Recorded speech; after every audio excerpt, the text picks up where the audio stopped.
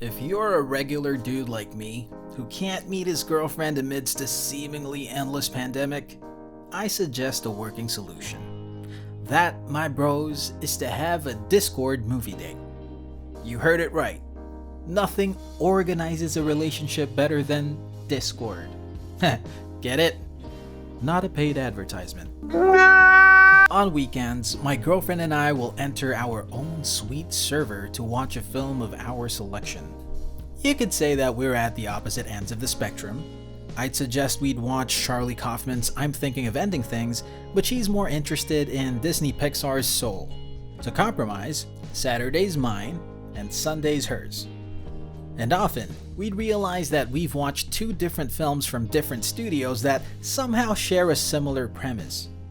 Doesn't Soul and I'm Thinking of Ending Things both tackle the existential regret of an old man? Well, that seemed obvious, so I'll talk about another set of films where I found uncanny parallelisms. Those are Disney's Raya and the Last Dragon and Darren Aronofsky's Mother.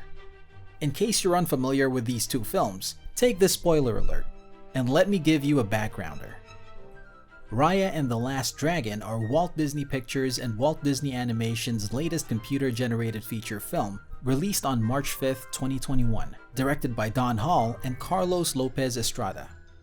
As the title indicates, Raya and the Last Dragon follows the adventures of the titular Raya to resurrect the water dragon Sisudatu to save and reunite the fictional territory of Kumandra.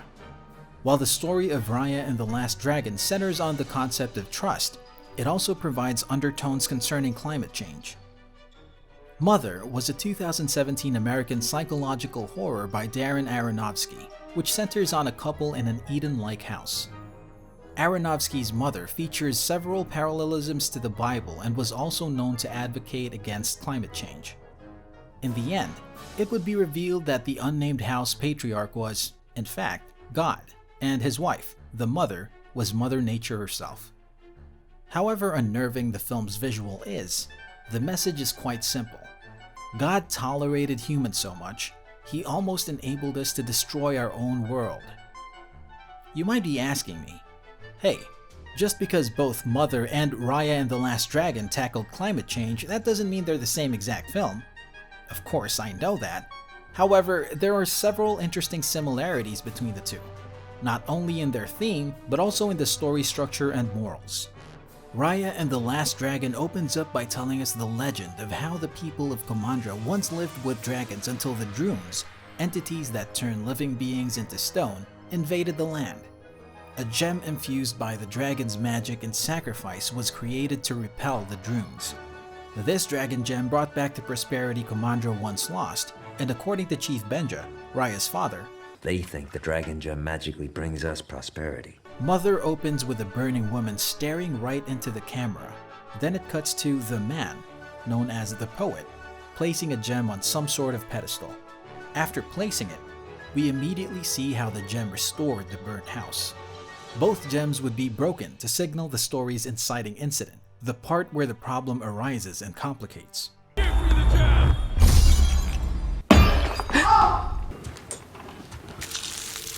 Both of the gems broke similarly, due to an interfering visitor. In Mother, it was broken by the doctor's wife, who appeared to advise the mother regarding her desire to have a child. In Raya and the Last Dragon, the gem broke due to Namari, who initially appeared to get along with Raya to coax her into showing the dragon gem.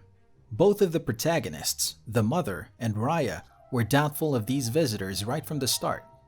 Both the patriarchs, the poet and Chief Benja, put their trust in these visitors, hoping for the unity of people, advocating the same value, the value of sharing. Their excessive trust in people ultimately led to their demise, primarily because of human greed. In Mother, a war abruptly breaks out at the house without any clear explanation, probably to point out the absurdity of a war that destroyed a supposed paradise. But in Raya and the Last Dragon, probably because it's supposedly a kid's film, the formation of factions corresponding to each part of a dragon, as Kumandra is a dragon-shaped territory, was elaborately explained, adding up effectively to the film's world building. A tangent. Another pair of films comes into mind when I think of Raya and the Last Dragon's world building. John M. Chu's Crazy Rich Asians, and Ryan Coogler's Black Panther, especially when touching on the topic of representation. As said in our previous review, Crazy Rich Asians was initially dubbed as Black Panther for Asians, as it featured an all-Asian cast. In contrast, Black Panther featured primarily African Americans. Though animated, Raya and the Last Dragon deserves the title Black Panther for Asians more than Crazy Rich Asians. Aside from representing Asians of different descent on screen, Raya and the Last Dragon shares the same sense of adventure found in Black Panther. Raya wanting to unite Kumandra is the same as King T'Challa wanting to bring peace to Wakanda. Both films also attempted to show the diaspora of minorities. This may be intentional since Adele Lim, one of Raya and the Last Dragon's screenwriters, wrote the screenplay for Crazy Rich Asians as well. Now back to comparing Raya and the Last Dragon to Mother, both films dealing with the topic of trust. As if to say, nature trusted us in the first place. That's why the water dragons sacrificed themselves to create a saving gem. That's why God let us in a house Mother Nature built. All humans need to do is trust each other, stop forming factions, and cease senseless wars. Because if we don't, we'll continue to be the root of our own suffering. In Raya and the Last Dragon, the drunes that turn people into stone are a perfect symbol for two things: industrialization and apathy among humans. It is explained that the drunes are easily repelled with water, bodies of water.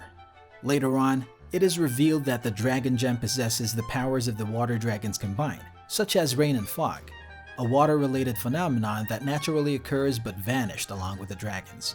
This indirectly shows us that the forces of nature can stop the drune alone, but as the people of Kumandra build factions and walls that keep them away from each other, nature cannot operate by itself. The same goes with Mother. We see the literal personification of Mother Nature, suffering and confused all throughout the film. However quote-unquote similar Raya and the Last Dragon and Mother are, they ended up in opposite directions. The former finished with water, and the latter ended with fire. Yet, even though they literally used the contrasting elements, both ended on a hopeful note, simply reminding us that we can try again. Mother ended just a little bit darker. What do you think? Are you convinced that Raya and the Last Dragon is just a Kidz Bop version of Mother? Let us know in the comments below. And if you love this video, give us a like and subscribe to our channel. As always, this has been Flick and Chips.